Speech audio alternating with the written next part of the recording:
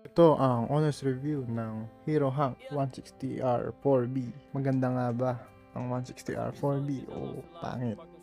Malalaman natin sa loob ng 3 months kung ano ang mga nagustuhan ko dito sa motor na to at mga ayaw. Malalaman natin ngayon. Siyempre, unang-una, ang ganda niya.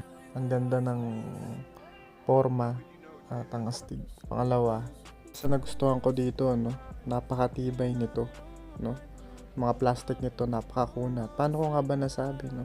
Dahil 2,000 kilometers pa lang, ayan, binangga na tayo, no? Binangga yung gilid natin. Makikita nyo, dumikit lang yung pintura niya, no? Hindi nabasag yung mga plastic. So, napakatibay talaga.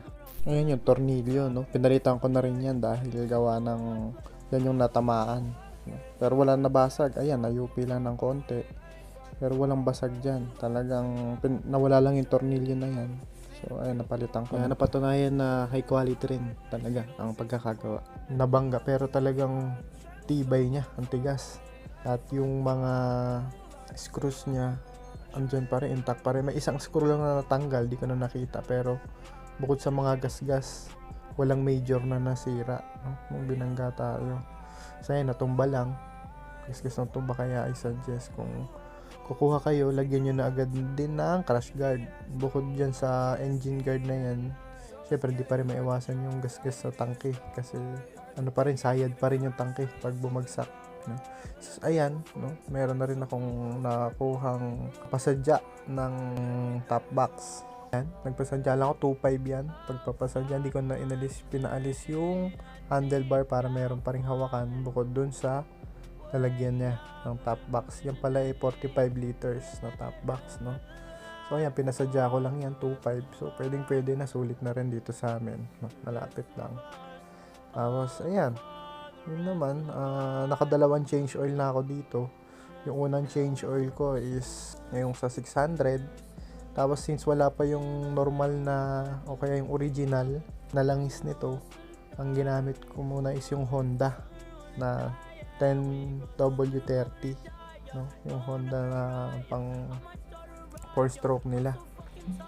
Tapos ayun, okay naman yung takbo, malakas naman yung hatak niya at napang long ride ko na rin to, no? Nadala na namin Manila to Tarlac, and then nadala na rin namin to hanggang Manila to Tagaytay. So wala naman ako naging problema. So ang laking tulong nung malaking tangke niya, isang full tank mo lang balikan na, no? Hindi ka na pagas ng pagas. Sulit na sulit din ang bayad, no? Tapos yung ABS niya, ang ganda rin ng braking power nito, no? Talagang maaasahan mo rin yung braking niya. So ayan, yung mga lights niya, signal, lahat maganda naman. Wala pa ako pinapalitan, no? So, at kumukonsumo pala to ang fuel consumption natin dito ay 43 kilometers per liter, no? Ito yung sa pagbiyahe namin ng malayo. Minanwal namin na calculator kasi wala pa siyang mileage calculator sa kanyang dash, no? Kaya minanwal lang natin. Doon naman tayo sa mga ayaw ko dito, no? So, ang isa sa pinaka-ayaw ko lang dito is yung turning radius niya. Medyo maliit. Gawa siguro ng mas malaki siya compared sa mga scooter or underbone. Kaya siguro parang medyo naliliitan ako. Isa pang downside nito, no? Dahil bago pa lang siya sa market, wala pa masyado ng mga parts niya. Pero may mga kasukat naman.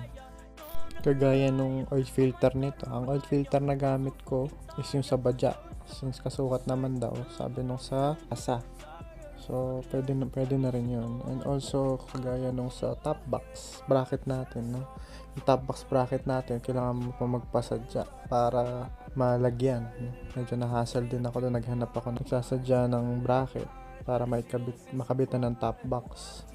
So, overall, napakaganda naman ng ating Hero Hank 160R 4V.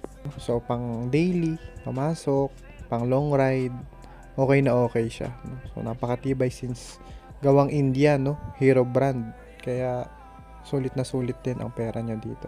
Yun lang, salamat.